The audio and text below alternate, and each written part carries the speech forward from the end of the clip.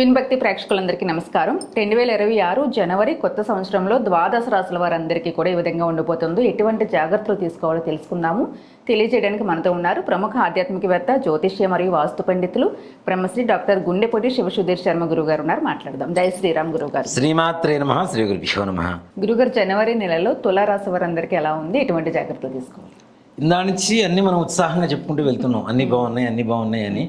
కానీ జనవరి మాసంలో కొంచెం బాధాకరమైనటువంటి విషయం ఏంటంటే తులారాశి వారి గ్రహస్థితి, ముఖ్యంగా రవి శుక్రగ్రహ ప్రభావం చేత అన్నీ వ్యతిరేకంగానే ఉంటాయి, ప్రతికూలంగా.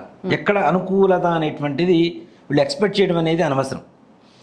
భగవంతుడి దయ వల్ల ఎక్కడైనా సానుకూలత కుదిరితే దానివల్ల కొంతవరకు ఏదైనా సంతోషం ఉంటుందేమో, కానీ సాధ్యమైనంత వరకు ప్రతికూలమైనటువంటి వాతావరణమే కనపడుతూ ఉంది జనవరి మాసం అంతా కూడాను.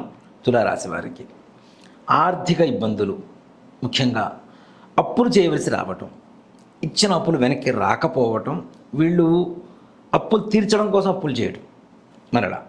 అంతేకాకుండా అప్పులు చేసి కూడాను ఆ డబ్బు వృధాగా ఖర్చు అయిపోయి పాడైపోవటం వీళ్ళ పరిస్థితుల్లో. కుటుంబంలో కుటుంబ సభ్యులు ఎవరికి వారే యమునా తీరే, తండ్రి కొడుకు, తల్లి కూతురు, తల్లి కొడుకు, భార్యాభర్త, తల్లి కొడుకు, ఇట్లా ఎక్కడ చూసినా కూడాను ప్రతి ఒక్కరికి కూడాను ఎవరి భావజాలం వాళ్ళది, ఎక్కడ కలిసి ఉండేటువంటి పరిస్థితి కనపట్టలేదు. పైగా ప్రతి ఒక్కటి కూడాను నెగిటివ్గా తీసుకునేటువంటి థాట్స్. బాగున్నారా అన్న అది కూడా దాంట్లో కూడా నెగిటివ్ వెతుకునేటువంటి నెగిటివ్ థాట్స్ రావడం అనేటువంటిది ఎక్కువగా జరుగుతుంటుంది. ఇలాంటప్పుడు చాలా చాలా జాగ్రత్తగా ఉండాలి నాన్న. భగవత్ చింతన చాలా అవసరం. విద్యార్థులు కూడా కష్టపడతారు, కానీ నిరాశ మిగిలేటువంటి పరిస్థితి. అలాగే విదేశీ ప్రయాణాలు చేయాలి అనుకునేటువంటి వారు కూడా ప్రతికూలంగానే ఉంటుంది. అంటే చాలా కాన్ఫిడెంట్గా ఉండి తప్పనిసరిగా ఈసారి నేను వీసా కొట్టేస్తాను, వెళ్ళిపోతాను అనుకునేటువంటి పరిస్థితుల్లో చుక్కెదురైనప్పుడు కొంచెం నిరాశ ఎక్కువగా ఉంటుంది, బాధ ఎక్కువగా ఉంటుంది. బయట చెప్పుకోలేని లోపల మిగలేనటువంటి బాధ ఎక్కువగా ఉంటుంది.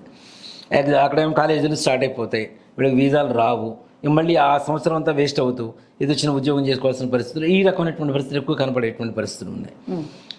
అట్లాగే విద్యార్థులకు కూడా పెద్దగా అనుకూలత ఎక్కడైతే కనపట్టలేదు. పర్లేదు, ఓకే, పాస్ మార్క్స్తో పాస్ అవుతారు. వీళ్ళు 100 మార్కులు కష్టపడితే ఒక 40-45 మార్కులు సంపాదించుకునేటువంటి పరిస్థితిలో ఉంటారు. అలాగే రియల్ ఎస్టేట్ రంగం వాళ్ళకు కూడా చాలా జాగ్రత్తగా ఉండాలి నాన్న ఈ సమయంలో. ముఖ్యంగా పెట్టుబడి పెట్టిన తర్వాత, అంటే మనం చేతులు కారిన తర్వాత ఆకులు పట్టుకోవడం అంటుంటారు, అలాంటి పరిస్థితి వీళ్ళు ఎక్కువగా ఎదుర్కొనేటువంటి పరిస్థితులు కనపడుతున్నాయి. కాబట్టి తగిన జాగ్రత్తలు అవసరం.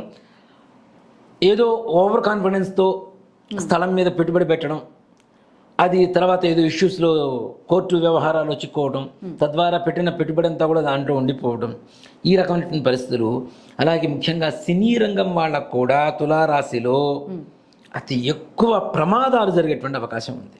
వాహన ప్రమాదాలు, అలాగే మంచి మంచి అవకాశాలు చేజార్చుకోవాల్సిన పరిస్థితులు, ఇలాంటివన్నీ కూడా కనపడుతుంటే అవకాశం వచ్చినట్లే వస్తుంది, చేజారిపోతూ ఉంటుంది. అలాగే భార్యాభర్తల మధ్య సఖ్యత తక్కువగా ఉంటుంది.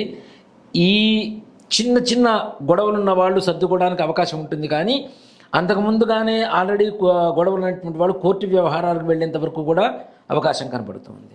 అలాగే పిల్లలు కూడా మాట వినకపోవటం, అందులో ముఖ్యంగా తులారాశిలో ఉండేటువంటి పిల్లలు పోలీస్ స్టేషన్ వరకు వెళ్ళవలసినటువంటి తగాదాలు నెత్తి మీదకి తెచ్చుకోవడం జరుగుతూ ఉంటుంది. అంటే అనవసరమైనటువంటి విషయాలు, ఫ్రెండ్స్ విషయాల్లో తలదూర్చి, ఏదో ఇప్పుడు అమ్మాయిని ఒక అబ్బాయి ప్రేమించాడు, వాళ్ళిద్దరిని కలపడం కోసం వీడేదో కష్టపడి చేసుకోవడం, తద్వారా పెద్దవాళ్ళు వీడి మీద కష్ట తీర్చుకోవడం, ఈ రకమైనటువంటి పరిస్థితులు ఎక్కువ కనపడుతున్నాయి. కాబట్టి తగిన జాగ్రత్తలు చాలా అవసరంగా ఉండాలి నాన్న. పిల్లల్ని కూడా క్రమశిక్షణతో చూడాల్సిన పరిస్థితి.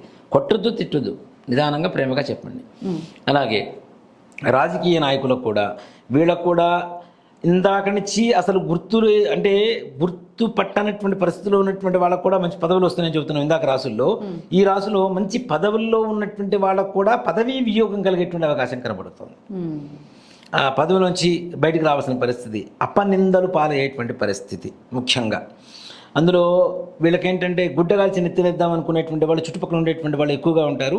ఎప్పుడు అవకాశం దొరుకుతుందో ఎప్పుడు వీళ్ళని గద్దె దించుదామా అనుకునేటువంటి ఆలోచనతో ఉండేటువంటి శత్రువులు మిత్ర రూపంలో పక్కన ఉండేటువంటి వాళ్ళు ఉంటారు.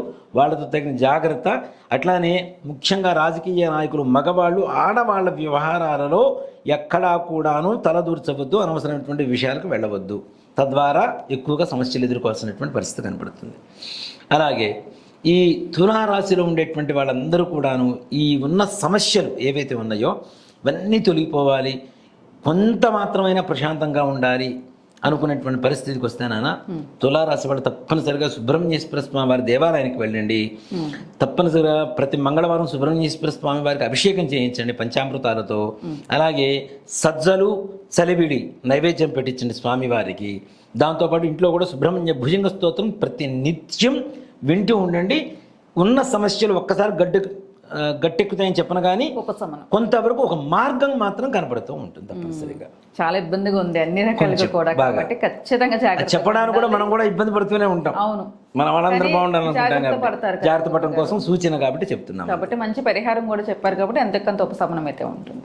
జయ శ్రీరామ్. జయ శ్రీరామ్. శ్రీమాత్రే నమః. శ్రీ గురుభ్యో నమః.